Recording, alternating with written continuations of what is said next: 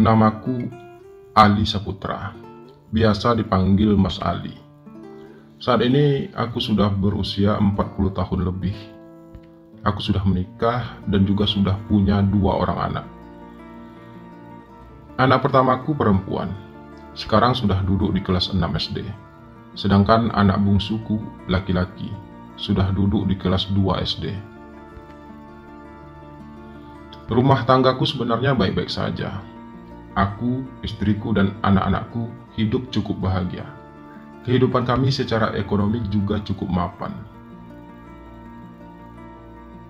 Aku bekerja sebagai salah seorang guru di sebuah SMP yang ada di desa tempat aku dan keluargaku tinggal. Sedangkan istriku adalah seorang ibu rumah tangga biasa. Selain itu, kami juga punya beberapa hektar kebun sawit yang kami kelola sendiri. Aku bekerja sebagai seorang guru sudah bertahun-tahun, bahkan jauh sebelum aku dan istriku menikah. Sejak lulus kuliah, orang tuaku memang tidak memperbolehkan aku untuk bekerja di luar desa kami. Karena itulah, aku pun memutuskan untuk melamar pekerjaan di SMP yang ada di desa kami tersebut. Orang tuaku juga mewariskan beberapa bidang tanah untuk aku kelola menjadi kebun sawit. Dan sejak menikah dengan istriku, kami pun berusaha mengumpulkan modal untuk membuka usaha kebun sawit tersebut. Hingga sekarang kami sudah bisa menikmati hasilnya. Aku dan istriku sudah saling kenal sejak lama, bahkan sejak masih sama-sama SD. Tapi kami baru menjadi dekat ketika aku sudah lulus kuliah dan mulai bekerja menjadi seorang guru. Kami sempat pacaran selama beberapa tahun sebelum akhirnya kami memutuskan untuk menikah. Rumah tangga kami berjalan cukup baik, meski tentu saja selalu saja ada masalah yang datang dalam kehidupan rumah tangga kami. Namun selama ini kami selalu berhasil mengatasinya. Apalagi istriku adalah sosok wanita yang cukup sabar dan penuh perhatian.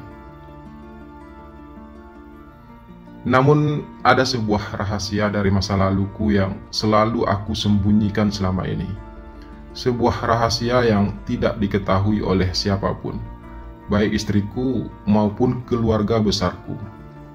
Rahasia itu aku simpan sendiri sebagai bagian dari masa laluku.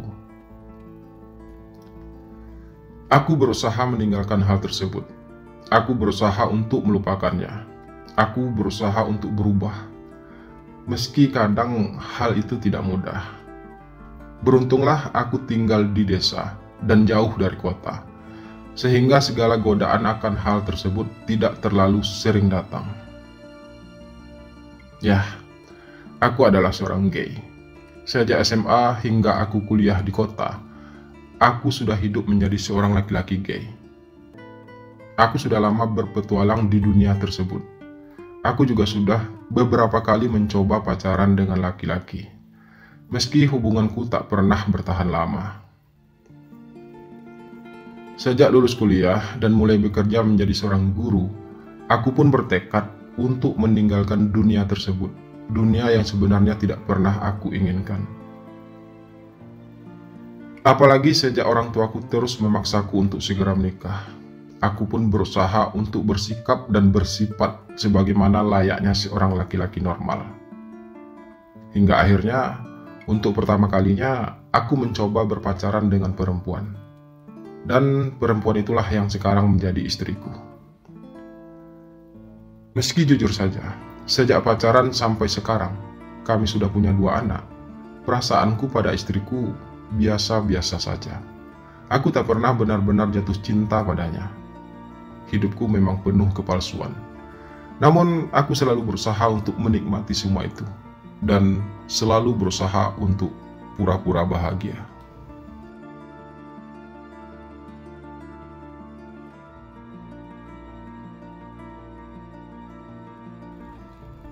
Sebagai sebuah desa yang letaknya cukup jauh dari kota, desa kami memang sering menjadi sasaran untuk dijadikan tempat kegiatan KKN bagi para mahasiswa dari berbagai kampus. Hampir setiap tahun, Selalu saja ada mahasiswa KKN yang datang ke desa kami, baik itu dari universitas negeri maupun dari universitas swasta. Ada yang melaksanakan KKN sampai 2 bulan, namun tak jarang juga hanya beberapa minggu.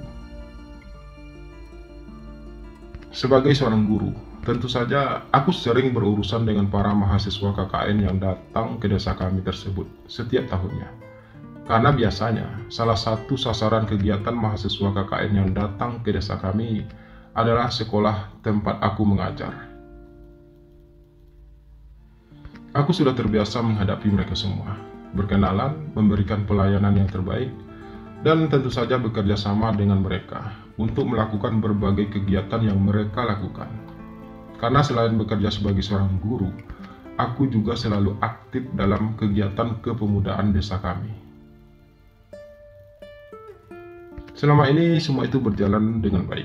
Aku selalu menganggap semua mahasiswa KKN tersebut, baik itu yang laki-laki maupun yang perempuannya, hanya sebagai adik-adik ataupun teman-teman baru bagiku. Namun, untung tak dapat diraih, malang tak dapat ditolak. Siapa yang bakal tahu apa yang akan terjadi ke depannya? Karena terkadang hidup tidak selalu berjalan seperti yang kita inginkan. Dan hal itulah yang terjadi dalam perjalanan hidupku. Berawal dari kedatangan serombongan mahasiswa KKN baru yang berasal dari salah satu kampus ternama di kota. Mereka berjumlah 16 orang, 6 orang laki-laki dan 10 orang perempuan. Seperti biasa, sebagaimana tahun-tahun sebelumnya, kami pun menyambut kehadiran mereka dengan cukup antusias. Apalagi para pemuda dan pemudi di desa kami. Kehadiran mahasiswa KKN cukup memberi suasana baru bagi kami. Dan sebagaimana biasanya juga, para mahasiswa KKN yang laki-laki biasanya ditempatkan di salah satu rumah petak kosong yang memang berada di samping rumah kami. Sementara yang perempuan selalu ditempatkan di salah satu rumah warga yang juga berada tidak terlalu jauh dari situ. Aku dan para mahasiswa KKN itu pun akhirnya berkenalan. Karena selain mereka tinggal di samping rumahku, mereka juga punya program kerja untuk mengabdi di SMP tempat aku mengajar. Dan menurut cerita mereka, kegiatan KKN kali ini akan berlangsung selama 2 bulan penuh.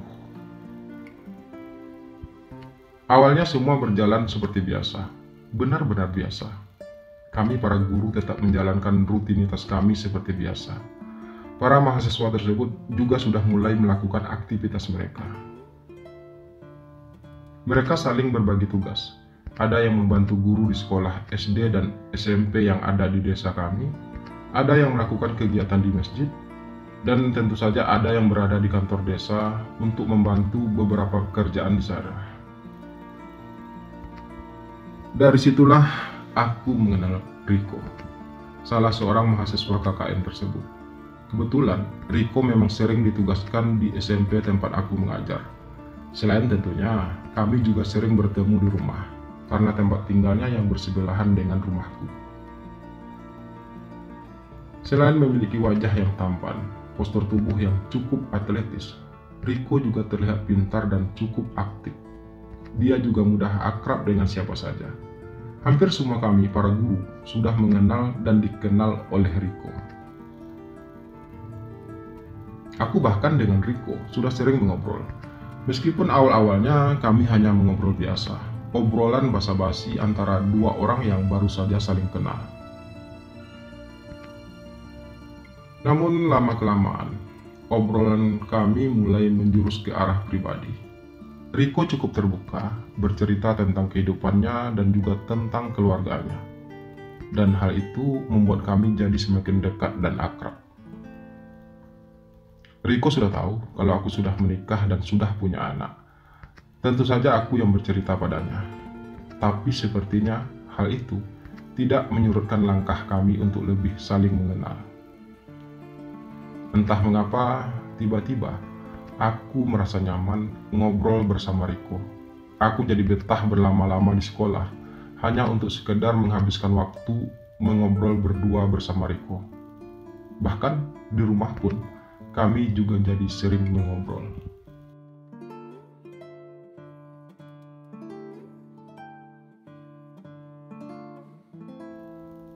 Waktu pun terus berlalu, tanpa bisa dicegah ataupun dipacu. Semua berjalan sesuai kodratnya. Kita hanya bisa berencana tanpa selalu bisa merealisasikannya. Dan begitulah kehidupan. Kadang semua yang terjadi di luar kendali kita sebagai manusia biasa. Sungguh tidak pernah aku rencanakan sama sekali kalau aku akan mengenal Rico dalam perjalanan hidupku. Aku juga tidak menyangka sama sekali kalau pada akhirnya aku akan jatuh cinta pada Rico. Ya, semua itu baru aku sadari setelah lama kami bersama. Kebersamaan kami telah mampu membelenggu hatiku, merobohkan pagar-pagar di hatiku yang telah dengan susah payah aku bangun selama ini. Setidaknya sejak aku memutuskan untuk meninggalkan dunia pelangi tersebut. Apalagi sejak aku menikah, aku sudah tidak ingin lagi terlibat dengan yang namanya cinta sesama jenis. Namun sekarang, hatiku seakan terbuka begitu saja untuk menerima kehadiran seorang Rico di dalamnya. Dan anehnya, Rico seperti sengaja memberikan aku harapan-harapan yang membuat aku semakin sulit untuk melepaskan diri dari perasaanku padanya. Menurut ceritanya, Rico adalah anak bungsu dari 4 bersaudara, dan semua saudaranya perempuan. Ayahnya juga sudah lama meninggal dunia sejak ia masih SD. Kerinduannya akan sosok seorang ayah yang membuat ia jadi ingin dekat denganku. Setidaknya begitulah pengakuan Rico padaku. Sebagai seseorang yang sedang jatuh cinta, aku memang tidak selalu bisa menyembunyikan perasaanku, terutama di depan Rico. Aku sudah terlanjur sayang pada Rico, dan keinginan untuk bisa memilikinya semakin tumbuh subur di hatiku. Hingga suatu waktu, aku pun memberanikan diri untuk menyatakan perasaanku pada Rico, dan Gayung pun bersambut. Meskipun Rico tahu kalau aku sudah menikah, dia tetap saja nekat menerima cintaku. Dari awal aku memang sudah curiga kalau Rico juga menaruh perasaan padaku. Hal itu terlihat dari cara ia menatapku ataupun memperlakukanku. Apalagi saat kami sering ngobrol berdua. Kami pun akhirnya resmi berpacaran. Kami menjalin hubungan diam-diam. Meskipun di depan orang-orang, kami berusaha bersikap biasa saja, berlagak seperti tidak terjadi apa-apa di antara kami.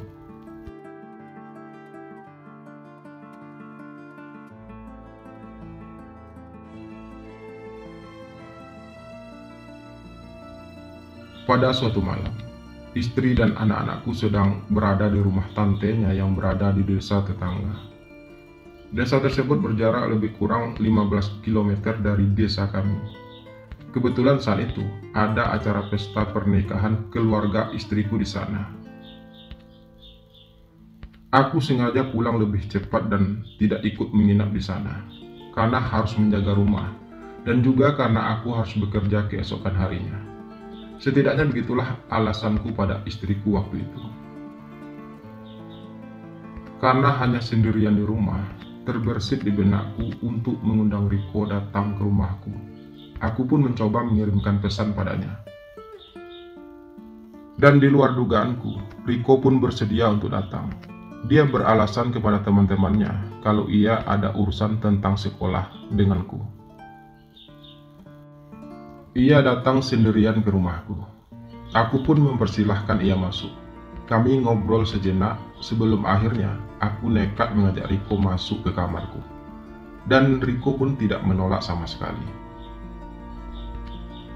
Di dalam kamar itulah akhirnya semuanya terjadi. Tak kusangka Rico menyambut kehadiranku dengan penuh harap. Dia menerima semua perlakuanku padanya. Kami pun melakukan hal tersebut. Aku mencoba membawa Rico berlayar malam itu, mengayuh biduk-biduk cinta yang mulai tumbuh subur di antara kami berdua. Dan aku pun akhirnya menyadari kalau ini bukan pertama kali bagi Rico melakukan hal tersebut. Bahkan menurutku, Riko sudah terbiasa melakukannya. Semua itu dapat aku rasakan dari caranya memperlakukanku. Ia terlihat sudah berpengalaman. Sejujurnya, aku sedikit merasa kecewa menyadari hal itu. Penilaianku terhadap Riko pun berubah. Ternyata Riko bukan cowok baik-baik seperti yang aku harapkan. Aku merasa sedikit tertipu, tapi aku tetap berpura-pura kalau semuanya baik-baik saja. Aku tetap berpura-pura tidak menyadari hal tersebut. Apalagi, tindakan Riko waktu itu sungguh membuat aku merasa terkesan.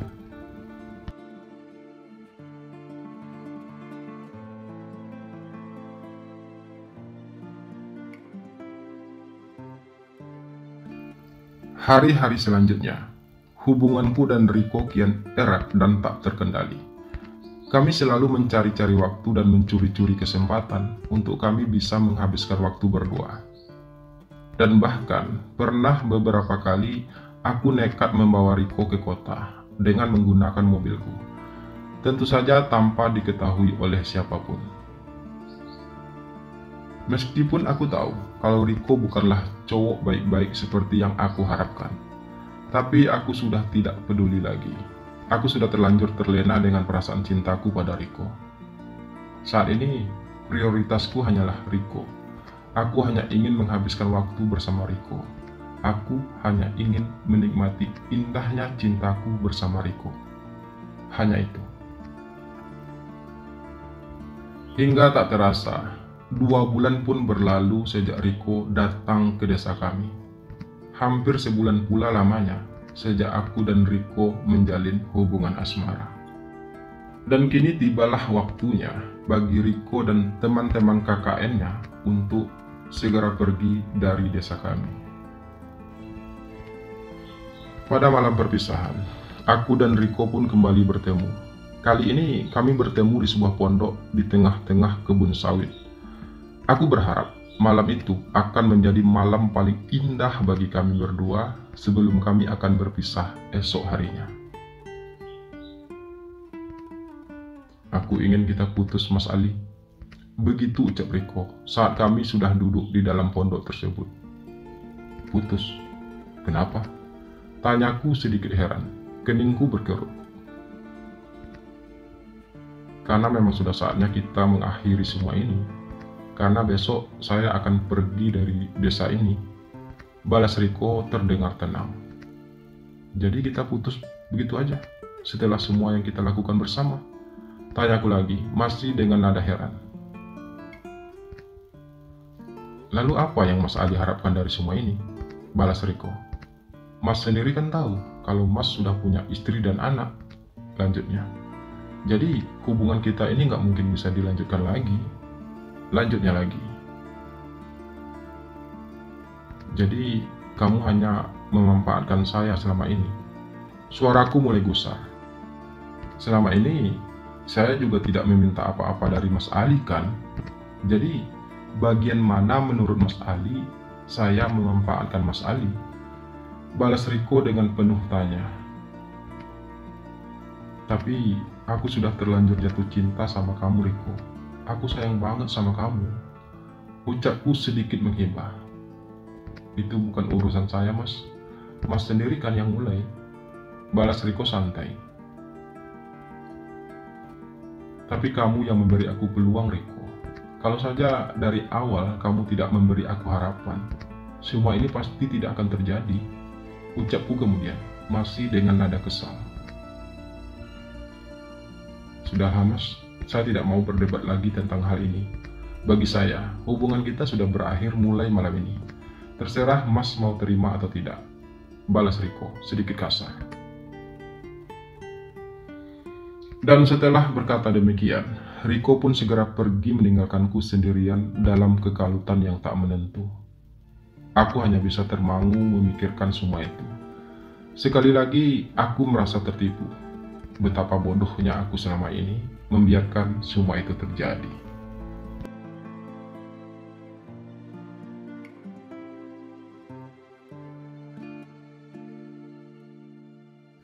Keesokan paginya, Riko benar-benar pergi. Ia pergi dari desa kami, bahkan mungkin juga dari hidupku. Dia pergi tanpa meninggalkan pesan apapun untukku. Sepertinya ia memang tidak punya perasaan apa-apa padaku. Aku mungkin hanya sebuah pelarian baginya untuk mengisi kesepiannya. Dan ketika keesokan harinya lagi, aku coba menghubungi Riko. Ternyata nomornya sudah tidak aktif lagi. Bahkan di semua media sosialnya, ia juga telah memblokirku. Riko benar-benar menghilang. Sialnya, aku tidak pernah tahu alamat rumahnya. Aku bahkan hampir tidak tahu siapa Riko sebenarnya. Aku pikir aku telah menemukan cinta sejatiku bersama Riko. Tapi ternyata aku salah. Riko hanya menjadikan aku sebagai sebuah persinggahan. Dia tidak pernah benar-benar ingin menetap. Sementara aku sudah terlanjur menganggapnya sebagai rumah. Aku yang sudah bertahun-tahun tidak pernah lagi pacaran dengan laki-laki, tiba-tiba menemukan kebahagiaan baru bersama Riko. Cintaku tumbuh begitu dalam untuknya. Namun sayangnya, ia tidak punya harapan dan perasaan yang sama denganku. Pada akhirnya, aku hanya bisa merelakan kepergian Riko. Aku hanya bisa memupus harapanku tentangnya. Aku harus bisa melanjutkan hidupku, meski tanpa ada dirinya lagi bersamaku. Aku akan belajar melupakan Riko, melupakan semuanya. Karena hanya itu yang bisa aku lakukan untuk saat ini. Aku hanya berharap, semoga semua kejadian ini bisa memberi aku pelajaran yang berarti dalam hidupku. Semoga aku tidak lagi melakukan kesalahan yang sama di kemudian hari. Dan semoga aku tidak lagi bertemu dengan laki-laki seperti Riko. Ya, semoga saja.